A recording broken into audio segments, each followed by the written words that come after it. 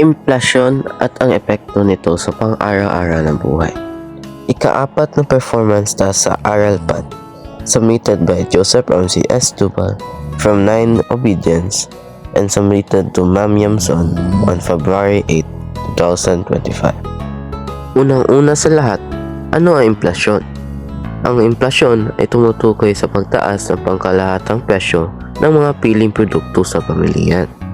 So, paano naapektuhan ng inflasyon ang pang-araw-araw na pamumuhay ng isang tao o pamilya?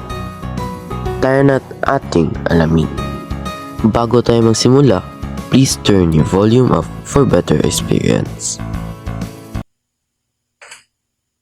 Magandang gabi sa inyo lahat. Ako si Joseph MC Estubal at nandito ngayon ang aking ina upang aking i-interview patungkol sa inflation.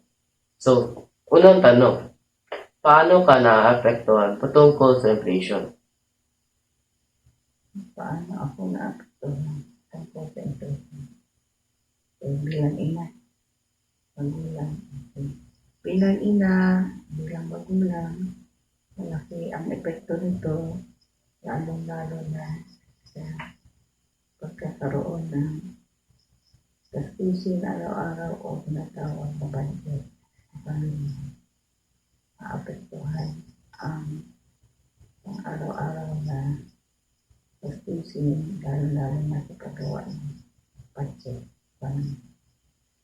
Sa paanong paraan? Anong paraan?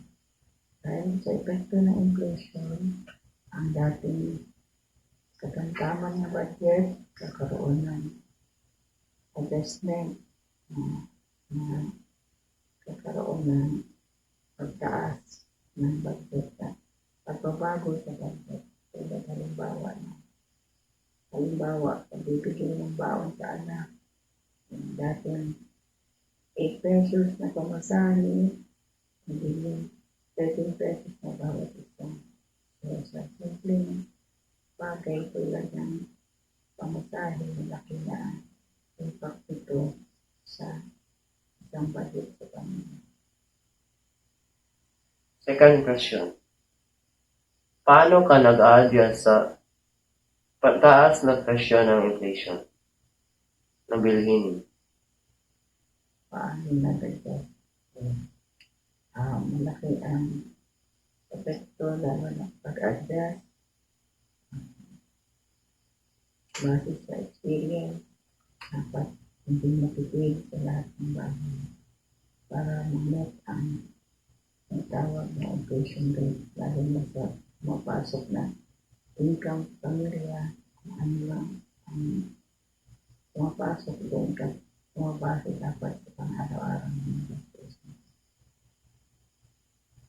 Katlong tanong, ano ay iyong suggestion upang makatipid o malaban ang epekto ng inflation? Paano makatipid? Katulad ng banggit ko, malaki ang epekto nito sa pumapasok na income sa isang pamilya. So dapat meron kang tinatawag na budget. Base sa budget, doon mo base ang pang-araw-araw na gastusin. So kung halimbawa sa bayarin sa kuryente, so kung malaki na mataas ang bayarin sa kuryente, so dapat bilang sa pamilya dapat na rin ang bawat miyembro ng pamilya nagtipid ng kuryente. Halimbawa, kung hindi ito ginagamit, patay ng ilaw, maghanap ng paraan kung paano makatipid sa bahay. Ano ang mga pangangailangan. Yun lang ba? Yun na lahat at maraming salamat sa pagkikinig. Wow! Nakita ko talaga kung bakit pinagawa ni Mama PT na to. Malamang ako nagbuhat sa subtitles kapag yan. Subtitle ako. Nalaman ko kung paano apektuhan ang pamilya sa inflation at kung paano kami budget gaya ng pagtitipid. Wow!